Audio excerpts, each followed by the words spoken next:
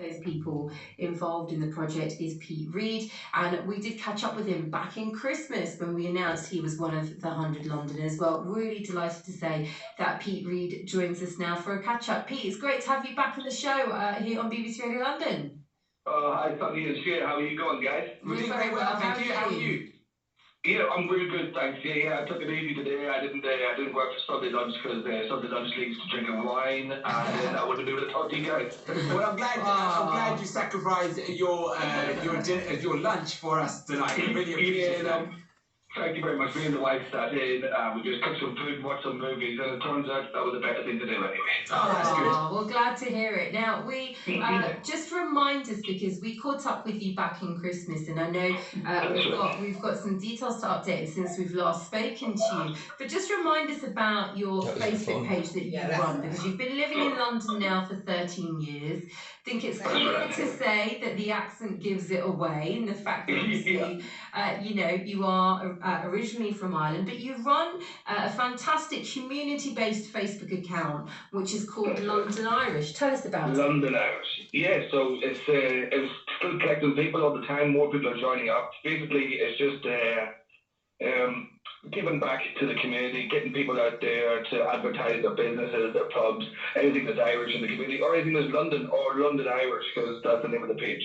So there's football teams, Gaelic football teams post on the page, Irish pubs on the page, and different Irish construction companies and stuff like that are posting for jobs and whatnot. So it's great to keep the Irish community going on this page.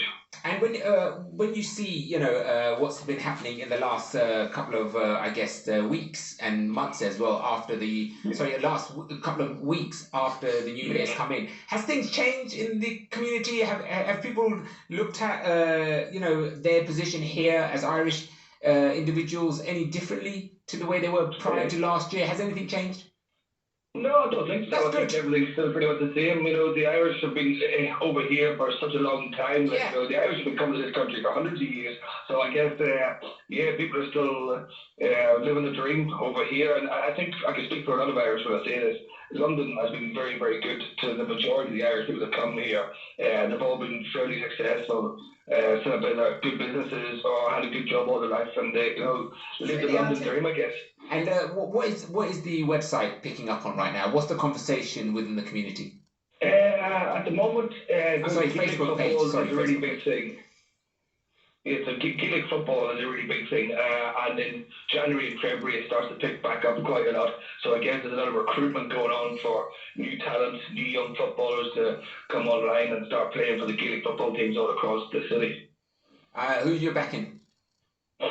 North London Shamrocks. That's their local team, North London Shamrocks GAA, based out of Palmer's Green in North London. So educate me on this. How far are they up in the league? They're not doing too great at the moment, but they've got four players who are in the London GAA team, and they've won everything in their division so far back in the Irish League. So they fly over to Ireland once a week, and they play in their division over in Dublin. Now, we're catching up with you for a very important reason as well, aren't we, Pete? You've not been wasting any kind of time in getting yourself out there. What's this about a possible new job? Enlighten us. Tell us more. So here's the thing. I seen an advertisement there a while back looking for a CEO for the London Irish Centre. And I put my name forward. I got a bit of contact back. And so they shortlisted me for a possible another interview and going forward from there for the CEO job. And basically, on top of that, I'm heading to the Houses of Parliament tomorrow night with the London Irish Construction Network, TLICN.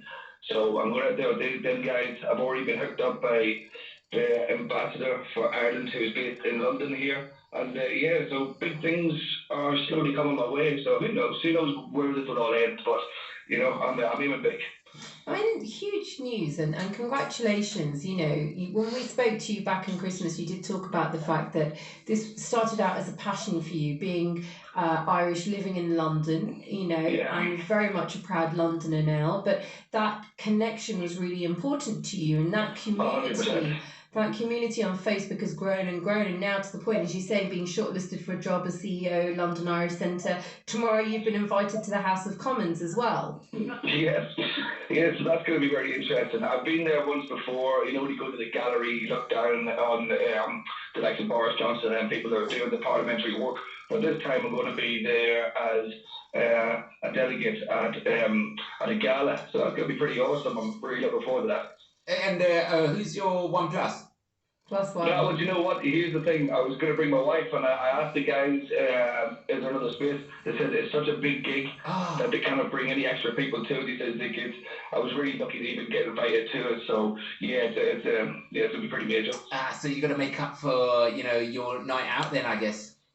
Yeah, that's right. Yeah, well, there is a Mexican tequila night in the Winchmore pub down the road, but it was owned by a good friend of mine, Emer, who is she owns the Winchmore pub, which is an Irish-English pub in Winchmore Hill. So yeah, I'll take her out to the tequila night and choose that. Lovely, I love that. Absolutely lovely. I mean, it's busy times for you. Let's not forget, only in a couple of weeks as well, in around about a month's time, it's St. Patrick's Day. Have you decided any plans on that? Oh, you know what? Here's the thing. I was being asked to go back home to Dublin, over to Ireland for St. Patrick's Day. I don't think I'm going to get over to do that.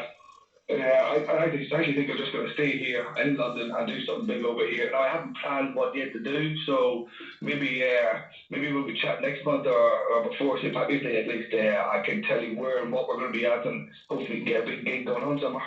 Well, listen, we'd love to keep in contact with you to follow the journey, Pete. As we mentioned on Christmas Day, you are very much a part of our 100 Londoners and the lives of 100 Londoners. So it sounds like 2022 is going to be a big one for you. I hope so. Thank you. Well, we're going to be there for the journey, mate. We are indeed. Great having you on the show, Pete. You take care, Pete. Thank you.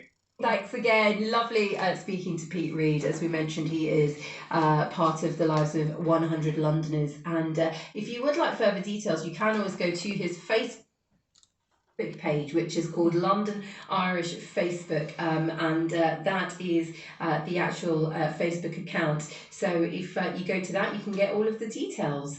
If you'd like to have a chat with us tonight, give us a call.